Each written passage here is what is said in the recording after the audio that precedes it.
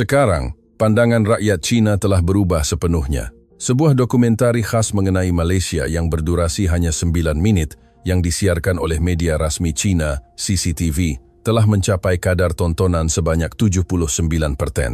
Hampir seluruh penduduk Cina menonton rancangan tersebut. Sebaik sahaja ia berakhir, ruangan komen di seluruh pelosok Cina mula dibanjiri reaksi luar biasa. Ini bukan Malaysia yang kami kenali. Rupanya saya telah ditipu sepanjang hidup saya. Kejutan yang dirasai oleh rakyat menyebabkan laman web stesen televisyen tersebut lumpuh. Namun, kejutan sebenar baru sahaja bermula. Video ini telah diterjemahkan ke pelbagai bahasa di seluruh dunia dan dalam masa 1 hari sahaja, jumlah tontonan telah mencecah lebih 10 juta. Media utama di Eropah turut melaporkan secara meluas mengenai video 9 menit ini. Komen daripada warga Eropah yang berkongsi pengalaman manis mereka di Malaysia mencurah-curah seperti air pasang. Apakah sebenarnya kandungan video ini sehingga mampu menggoncang dunia? Penerbit dokumentari ini ialah Li Di, seorang penerbit kanan di CCTV China. Selepas rancangan itu disiarkan, beliau menulis di media sosialnya, "Saya pergi ke Malaysia dengan penuh prejudis untuk membuat liputan. Tetapi semakin lama saya merakam, semakin saya berasa malu dengan diri saya sendiri." Apakah yang sebenarnya beliau lalui? Mari kita dengar kisah perjalanan yang menakjubkan ini melalui mata seorang rakyat Cina yang melihat kebenaran tentang Malaysia. Hello, saya Li Di. Saya bertugas sebagai ketua penerbit di media rasmi Cina. Dokumentari khas 9 menit mengenai Malaysia yang saya hasilkan akhirnya telah disiarkan. Tepat 2 menit 17, saat selepas rancangan bermula, telefon saya bergetar tanpa henti. Ia adalah mesej daripada pasukan pemantau kadar tontonan. Angka yang tidak masuk akal muncul, kadar tontonan 79%. Tangan saya menggigil kerana dalam pasaran televisyen Cina, tidak pernah ada sebuah dokumentari yang mampu mencatat angka setinggi itu. Di luar tingkap pejabat, pemandangan malam Beijing kelihatan sangat jelas. Di dalam bilik suntingan, hanya kedengaran bunyi penghawa dingin. Pada saat itu, dada saya berasa sebak dengan perasaan yang sukar digambarkan. Sebelum rancangan tamat, laman web rasmi stesen televisyen telah lumpuh. Pasukan teknikal melaporkan bahawa jumlah pengguna serentak telah melebihi had kapasiti pelayan. Di media sosial, tanda pagar penerbit yang melihat kebenaran menjadi sohor kini. Peti email peribadi saya juga hampir meletup. Sejujurnya, saya menjangkakan kecaman. Kerana ia melibatkan isu luar negara, saya fikir ia pasti akan mencetuskan kontroversi. Namun, apabila saya membuka ruangan komen, ramalan saya ternyata salah sama sekali. Terima kasih penerbit, kerana membiarkan kami mengetahui kebenaran. Saya berasa malu dengan prejudis saya. Ruangan komen mula dibanjiri dengan kata-kata penghargaan, terutamanya komen daripada seorang lelaki warga emas berusia 74-an yang diletakkan di bahagian atas. Saya hidup selama 70 tahun dan sentiasa percaya bahawa Malaysia adalah negara yang mundur dan tidak mesra. Tetapi hari ini saya benar-benar berasa malu. Membaca baris ayat pendek itu membuatkan kerongkong saya terasa perit. Hanya sejam selepas disiarkan, video yang dimuat naik ke akaun rasmi telah ditonton lebih 1 juta kali. Dalam masa 24 jam, angka itu melepasi 10 juta. Ini adalah kelajuan yang tidak pernah saya saksikan sepanjang 20 tahun kerjaya saya dalam bidang televisyen. Keesokan paginya, media luar negara mula membuat laporan susulan. Media Amerika Syarikat melaporkan dengan tajuk, "Rancangan Cina yang memecahkan tembok prejudis." Stesen televisyen Britain menyifatkannya sebagai keajaiban 9 menit. Media Prancis dan Jerman juga berlumba-lumba melaporkan berita ini. Reaksi penonton Eropah sangat mendalam. Seorang wanita Prancis menulis, "Saya teringat betapa mesranya pelancong Malaysia yang pernah saya temui." Seorang lelaki Jerman menulis, "Saya teringat seorang anak muda yang membantu saya di MRT Kuala Lumpur, membuatkan saya ingin melawat Malaysia sekali lagi." Seorang penonton Sepanyol memberi komen, "Kejujuran pada mata orang dalam video itu adalah benar. Saya merindui Malaysia." Pengakuan daripada rakyat Cina juga mencurah-curah. Kebanyakannya mengatakan bahawa walaupun Malaysia adalah jiran yang dekat, mereka tidak pernah melihatnya dengan mata hati yang sebenar. Seorang pekerja pejabat yang sebelum ini percaya Malaysia adalah negara yang keliru dan tidak teratur menulis, "Saya mesti pergi sendiri untuk mengesahkannya," sambil melampirkan tangkapan skrin tiket penerbangan yang telah ditempah. Keadaan pada hari berikutnya lebih mengejutkan. Laman web pembelajaran bahasa Melayu di seluruh China mengalami gangguan pelayan kerana trafik yang melonjak tinggi. Laporan menunjukkan jumlah pendaftaran meningkat 10 kali ganda dalam sehari. Sebuah pusat bahasa di Shanghai malah mengeluarkan notis bahawa senarai menunggu sudah mencecah 340 orang. Restoran makanan Malaysia di Beijing terpaksa ditutup awal pada jam 5 petang kerana semua bahan mentah habis digunakan. Seorang pemilik restoran yang menjual nasi lemak dan satai berkata dalam temu bual. Pelanggan berkata mereka ingin mencuba masakan ini selepas menonton dokumentari. Saya telah berniaga selama 20 tahun dan tidak pernah melihat perkara seperti ini. Media China melaporkan fenomena ini dengan tajuk, keuntungan restoran Malaysia meningkat 4 kali ganda. Letupan penggunaan selepas kejutan budaya. Catatan daripada warga Cina yang berada di Malaysia di media sosial juga membuatkan saya tersentuh. Rakan sekerja saya di syarikat perlombongan Perak buat pertama kalinya berkata kepada saya, Malaysia adalah tempat yang sangat hebat. Produk Malaysia di pasar raya berdekatan habis dijual. Dalam suara mereka, selain kejutan, terdapat juga rasa lega yang telah lama dinanti-nantikan. Lewat malam saya masih berada di pejabat, hanya merenung angka yang terus meningkat pada skrin. Tontonan 10 juta, suka 680 ribu, komen 230 ribu. Saya berbisik perlahan. Ini bukan rancangan yang saya hasilkan. Ini adalah dunia yang melihat kebenaran. Pada saat itu, emosi yang saya rasakan adalah kejutan, getaran, dan sedikit kekeliruan. Namun saya tahu, semua ini bukan secara kebetulan. Sebelum menghasilkan video ini, saya juga tidak ada bezanya. Saya penuh dengan prejudis terhadap Malaysia, angkuh dan enggan melihat kebenaran. Perubahan saya bermula kerana pengalaman pribadi saya di Malaysia. Pengalaman itu mengubah hidup saya dan akhirnya menggerakkan seluruh Cina. Sebenarnya, semasa merancang dokumentari ini, niat saya sangat berbeza. Sejujurnya, saya mahu mendedahkan sisi buruk Malaysia. Di dalam bilik mesyuarat perancangan, saya berkata kepada rakan sekerja, kebelakangan ini, perbincangan mengenai Malaysia terlalu kerap didengar di Cina. Saya sangat tidak suka kononnya. Pelancongan ke Malaysia ini membuatkan generasi muda jatuh dalam khayalan. Suara saya penuh dengan ego sambil menunjuk ke arah papan putih. Saya mahu tunjukkan kepada mereka wajah sebenar Malaysia. Bukan imej yang diindahkan, tetapi realiti yang sebenar. Papan putih itu sudah dipenuhi dengan agenda yang saya sediakan. Ekonomi yang lembab, jalanan yang huru-hara, kepura-puraan sosial. Itulah imej Malaysia dalam kepala saya. Pengarah stesen televisyen berkata dengan wajah bimbang, keseimbangan media adalah nyawa. Jangan terlalu memihak kemana-mana. Tetapi kata-kata itu sebaliknya mencabar ego saya. Saya menjawab dengan tegas, menunjukkan kebenaran bukankah misi seorang wartawan. Penonton berhak mengetahui realiti. Keyakinan saya ada alasannya. Saya tidak pernah ke Malaysia, tetapi selama berpuluh tahun saya mendengar pelbagai cerita. Apa yang diceritakan oleh senior, artikel negatif di internet, dan yang paling penting adalah rasa unggul dalam hati saya. Pasukan saya juga dipilih dengan sengaja. Penerbit muda, Xiao Mei, tidak pernah menonton drama Malaysia. Editor, Da Wei, berkata dia tidak pernah minum teh tarik.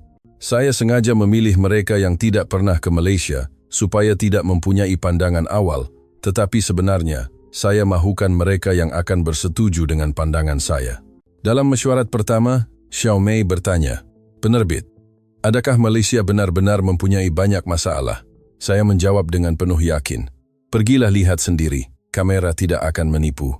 Da Wei menambah, kebelakangan ini produk Malaysia sangat popular di China. Adakah itu perlu dilaporkan juga? Saya menggelengkan kepala. Jangan terpedaya dengan teknik pemasaran. Apa yang kita mahu tunjukkan ialah kebenaran yang tersembunyi di sebalik iklan yang hebat. Selepas mesyuarat, saya menulis objektif dalam nota saya. Ringkaskan dan tunjukkan wajah sebenar Malaysia dalam 9 menit. Pecahkan khayalan dan biarkan mereka melihat realiti. Malam itu, saya memberitahu istri saya. Dokumentari kali ini pasti akan menjadi bualan ramai, kerana orang ramai akan tahu kebenaran. Istri saya bertanya dengan bimbang, awak tidak pernah ke Malaysia? Kenapa begitu yakin? Saya ketawa dan menjawab, bukankah saya selalu pesan jangan tertipu dengan rupa luaran? Kamera mesti tenang, buang emosi, dan masukkan fakta. Kebenaran akan muncul dengan sendirinya. Keesokan paginya dalam perjalanan ke tempat kerja, saya melihat iklan pelancongan Malaysia di kereta api bawah tanah. Model yang cantik tersenyum lebar. Saya berfikir dalam hati, Kerana imej yang diindahkan, inilah orang ramai tertipu. Saya akan mendedahkan semuanya. Di stesen televisyen, saya menyemak semula kertas kerja. Khayalan dan realiti Malaysia, saya sangat suka tajuk itu. Dalam mesyuarat terakhir, saya menekankan, kita tidak membawa sebarang prejudis, hanya rakam apa yang kita lihat. Selagi kamera menghala ke arah kebenaran, ia akan terpancar. Xiaomei bertanya dengan berhati-hati, bagaimana jika apa yang kita lihat tidak sama dengan apa yang kita jangkakan? Saya menjawab dengan yakin, mustahil. Bagaimana tanggapan yang terkumpul selama berpuluh tahun boleh berubah dalam sehari? Saya menutup buku nota dan berbisik, 9 menit sudah memadai. Imej palsu tidak akan bertahan lama. Ketika itu, saya benar-benar penuh keyakinan.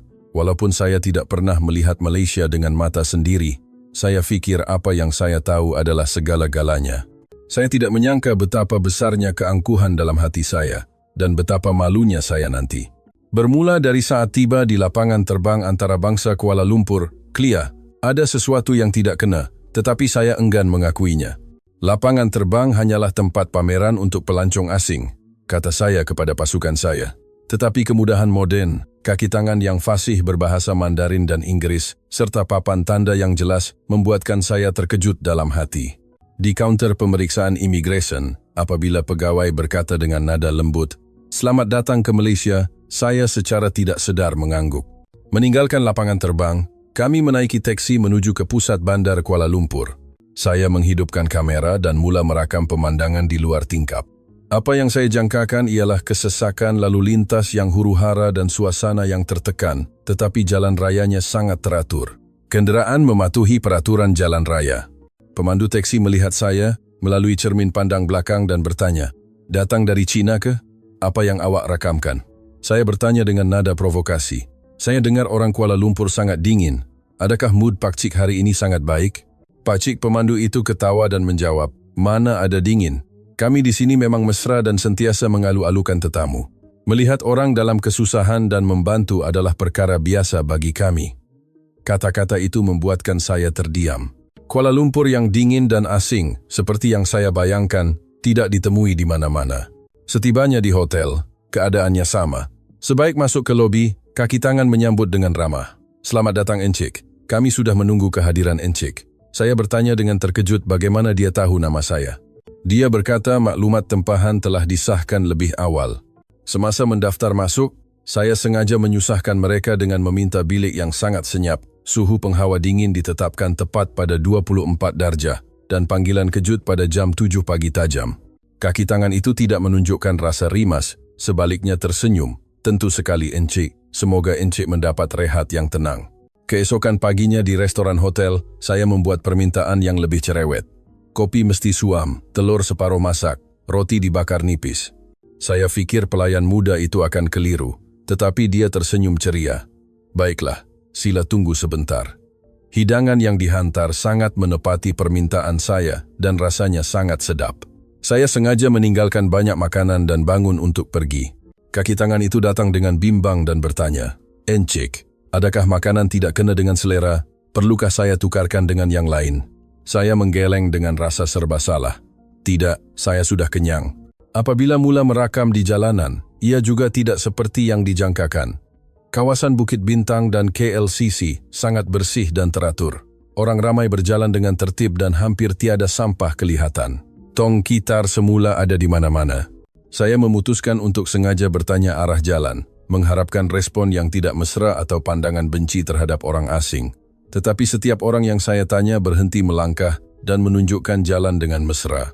Seorang pelajar universiti berkata, "Kebetulan saya pun mau ke arah sana, mari kita jalan sekali." Dia menemani saya berjalan jauh. Seorang makcik melihat saya membawa peralatan berat dan berkata, "Kelihatan sangat berat, mari saya hantarkan ke perhentian teksi." Kejutan terbesar ialah pertemuan dengan seorang lelaki warga emas. Saya sengaja bertanya jalan yang sangat rumit. Pakcik itu menjelaskan, tetapi berasa sukar untuk menerangkan dengan kata-kata, lalu berkata, "Mari, saya hantar terus ke sana." Dia menemani saya berjalan selama 15 menit sehingga sampai ke destinasi. Apabila tiba, pakcik itu berkata, "Sangat gembira melihat Anda datang dari China, semoga Anda mendapat kenangan indah di Malaysia." Malam itu di hotel saya memainkan semula video yang dirakam. Skrin dipenuhi dengan wajah-wajah orang yang mesra, jalanan yang bersih, dan suasana yang harmoni. Ini bukan Malaysia yang saya cari. Saya merungut sendiri dan menekan punat padam pada komputer riba. Fail rekaman sepanjang hari hilang begitu sahaja. Xiaomei terkejut. Penerbit, kenapa padam semuanya? Saya merenung skrin dan menjawab. Ini bukan yang benar, ini hanya kebetulan. Esok pasti akan berbeza. Tetapi di lubuk hati, saya tahu masalahnya bukan pada Malaysia, tetapi pada prejudis saya sendiri. Saya bukan mahu melihat kebenaran, tetapi mahu mencari bukti untuk menyokong prejudis saya. Di luar jendela, pemandangan menara berkembar Petronas, KLCC, bercahaya indah. Melihat pemandangan itu, buat pertama kalinya saya berasa malu. Selepas pulang dari Malaysia, saya mencoba kaedah baru. Saya mahu merakam reaksi paling jujur dan tanpa prejudis daripada rakyat di Beijing. Kami menyediakan sebuah meja kecil di jalanan Wang Fujing, Beijing. Kami menyediakan nasi lemak, satay, dan teh tarik. Kami menawarkan ujian rasa percuma kepada pejalan kaki. Pada mulanya orang ramai memandang dengan penuh curiga. Seorang pekerja pejabat berusia 30 Fuan mendekat. Sambil melihat satay dia berkata, "Ini masakan Malaysia kan? Saya belum pernah coba." Selepas merasainya, matanya terbeliak. Wah, kuah kacang ini sangat sedap. Dagingnya sangat empuk. Dia menghabiskan semua satay dan menelepon rakan sekerjanya. Cepat datang sini, ada makanan yang sangat sedap. Dua orang suri rumah berusia 50 kripo, teragak-agak di depan nasi lemak. Warnanya nampak pelik sedikit. Salah seorang memberanikan diri mencuba dan terus memuji. Apa ini? Nasi ini sangat harum dengan santan. Sambalnya juga sangat unik. Boleh beritahu saya resipinya? Dia menghabiskan sepinggan nasi itu di situ juga. Sepasang kekasih universiti melihat teh tarik dan ketawa. Ini macam teh susu biasa, tapi dengar kata yang dari Malaysia ini asli. Si lelaki menghirupnya dan tersenyum. Rasa teh ini sangat wangi, manis tapi tidak memuakkan. Tidak seperti yang biasa kita minum.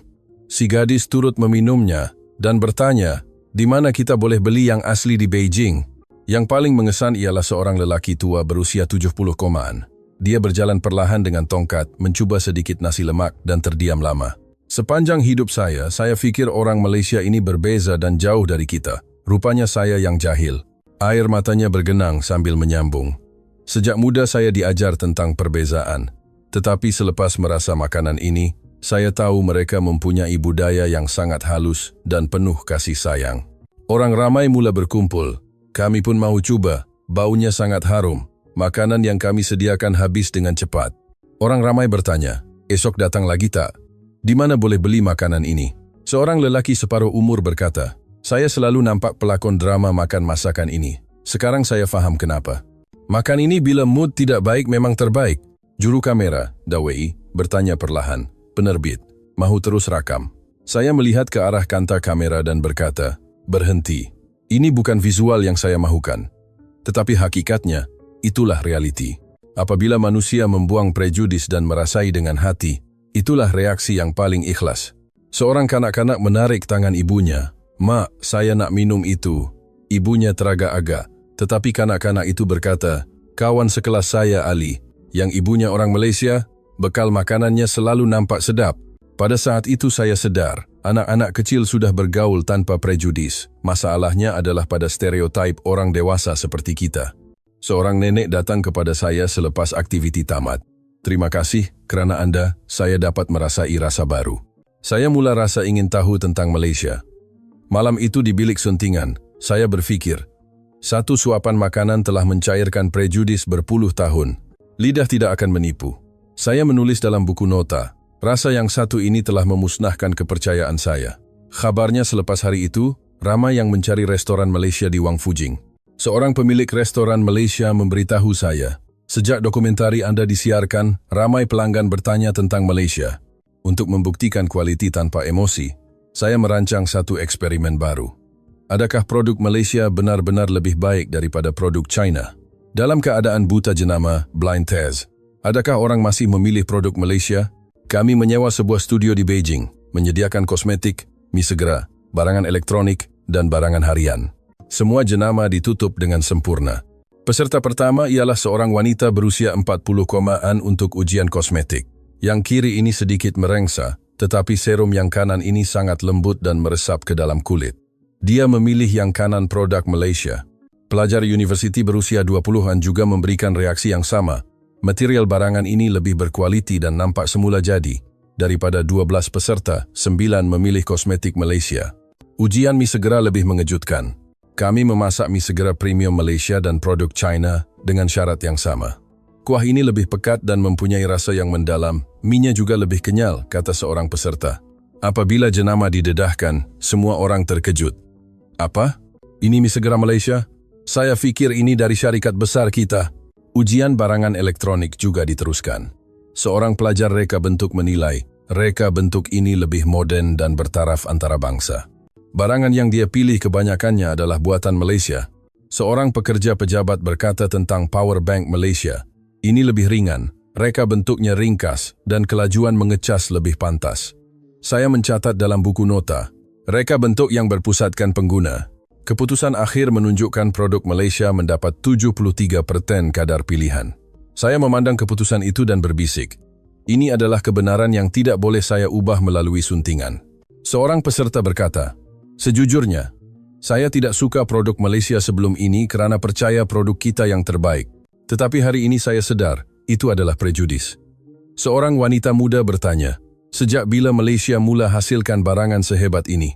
Adakah saya sahaja yang tidak tahu? Saya tidak dapat menjawab kerana saya juga tidak tahu. Kaki tangan saya bertanya, penerbit, adakah keputusan ini perlu disiarkan? Wajib. Angka tidak akan menipu. Malam itu saya menganalisis data. Tidak kira umur, jantina, atau pekerjaan, keputusannya hampir sama. Malaysia sememangnya di hadapan dalam aspek kualiti tertentu. Dawei menambah, tanggapan bahawa Malaysia sedang mundur adalah satu ilusi. Saya merenung keluar jendela. Kebenaran wujud dalam angka. Keputusan ini telah menghancurkan ego terakhir dalam hati saya, tetapi pada masa yang sama saya berasa bebas, kerana tidak perlu lagi berpaut pada rasa unggul yang palsu. Saya kemudian mencadangkan untuk mendengar suara mereka yang pernah ke Malaysia. Kami melakukan temu bual di jalanan Sanlitun, Beijing. Seorang pekerja wanita berkata, Malaysia sangat dekat, jadi saya pergi pada hujung minggu. Sejujurnya tiada jangkaan tinggi, tetapi ia sangat bersih, makanan sedap, dan kafe di sana sangat unik. Sepasang suami istri berusia 50-an berkata, kami ke sana untuk sambutan ulang tahun perkahwinan ke-30. Sekarang suami saya yang paling bersemangat mau pergi lagi. Pemandangannya cantik, orangnya mesra, dan kita boleh berkomunikasi dengan mudah dalam Mandarin atau Inggris. Kisah seorang nenek berusia 70-an sangat menyentuh hati. Saya pergi seorang diri dan sesat di Bukit Bintang. Saya bertanya kepada polis. Walaupun logatnya berbeza, dia menggunakan peta di teleponnya dan menghantar saya pulang ke hotel. Saya sangat berterima kasih. Seorang usahawan berkata, syarikat Malaysia sangat mementingkan perincian. Mereka mengejar kesempurnaan dalam setiap aspek. Kemudian seorang pelajar Malaysia bernama Lin Jiasin yang fasih berbahasa Mandarin datang kepada kami. Saya bertanya kenapa dia memilih untuk belajar di China. Dia berfikir sejenak. Di Malaysia, kadang-kadang hubungan antara manusia ada sedikit jarak kerana semua orang sangat sopan dan berhati-hati supaya tidak menyusahkan orang lain. Tetapi di China, apabila kita sudah menjadi kawan, mereka akan benar-benar mengambil berat. Saya rasa sangat selesa berada di sini. Saya mencatat, jarak sosial versus kehangatan manusia. Jiasin menambah, di Malaysia kita perlu sentiasa menjaga hati orang, tetapi di sini saya boleh menjadi diri sendiri. Apabila ditanya tentang masa depannya, dia bercadang untuk bekerja di China, walaupun ibu bapanya tidak bersetuju. Seorang guru bersara berkata, selama 40 tahun saya mengajar pelajar bahawa China adalah yang terbaik, tetapi selepas ke Malaysia, saya sedar saya salah. Terutamanya kesopanan anak muda mereka sangat luar biasa. Nilai murni yang mungkin telah kita lupakan, masih utuh di sana. Seorang chef berkata, di pasar Malaysia, makcik-makcik peniaga akan berbual dengan saya dengan penuh kemesraan, memberikan saya banyak bonus. Itu adalah kehangatan yang sukar dirasai di sini. Selepas temu bual tamat, saya menulis. Mereka yang pernah pergi berkata, ya. Mereka yang belum pernah pergi berkata, tidak. Jawabannya ada pada pengalaman. Malam itu saya memberitahu istri. Saya nampaknya telah salah faham sepenuhnya tentang Malaysia. Kita terperangkap dalam imej yang kita cipta sendiri. Istri bertanya, jadi apa yang awak akan buat? Saya mesti menunjukkan kebenaran yang sebenarnya. Malam itu saya tidur dengan lena buat pertama kalinya. Saya berdiri di tingkap bilik hotel, melihat cahaya lampu Beijing. Saya bergelut sepanjang malam sama ada mahu menyembunyikan atau mendedahkan rakaman ini. Fail di dalam cakra keras itu terasa sangat berat. Ia mengandungi wajah sebenar Malaysia, kejutan rakyat Cina, dan yang paling penting, proses hancurnya prejudis saya sendiri. Jam 3 pagi, saya menyediakan kamera di hadapan saya, dan mula merakam. Muka saya nampak penat. Saya menarik nafas panjang. Niat asal saya adalah untuk merosakkan image Malaysia. Itulah sebab asal saya menghasilkan dokumentari ini. Tetapi apa yang saya lihat adalah sebaliknya kejujuran, ketertiban, kehangatan, dan kesopanan. Prejudis saya adalah salah. Pengakuan pendek 1 menit itu mengambil masa sejam untuk dirakam. Suara saya menggigil, mata saya merah. Inilah saat hancurnya maruah saya sebagai ahli televisyen selama 20 tahun. Keesokan pagi di bilik suntingan, suasana sangat sepi.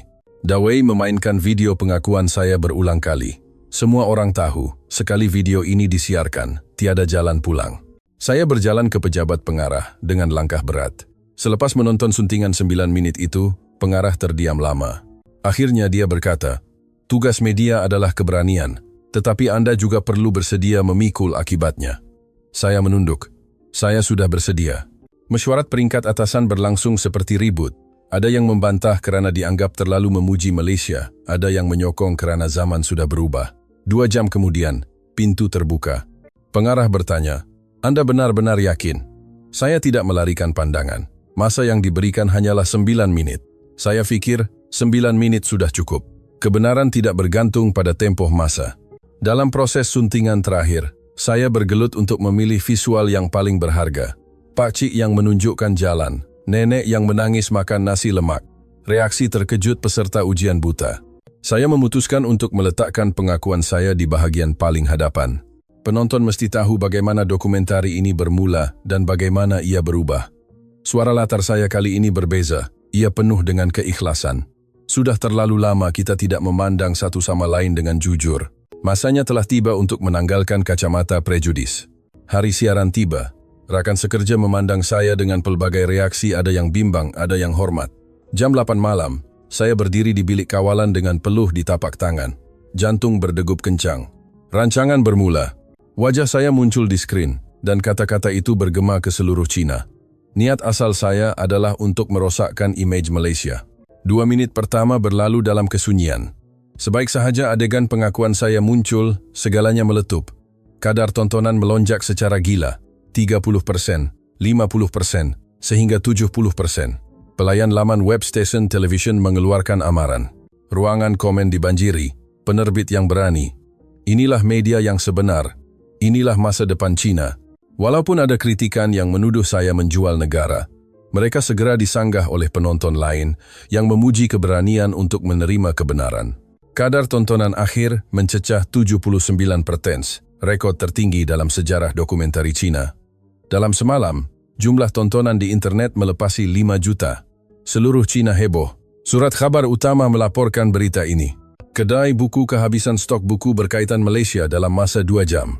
Dari buku bahasa Melayu sehingga kesusastraan Malaysia, semuanya habis. Pelancongan ke Malaysia melonjak 180%. Tiket penerbangan ke Kuala Lumpur habis ditempah untuk 3 bulan akan datang. Pakar ekonomi memanggilnya sebagai tsunami ekonomi 9 menit.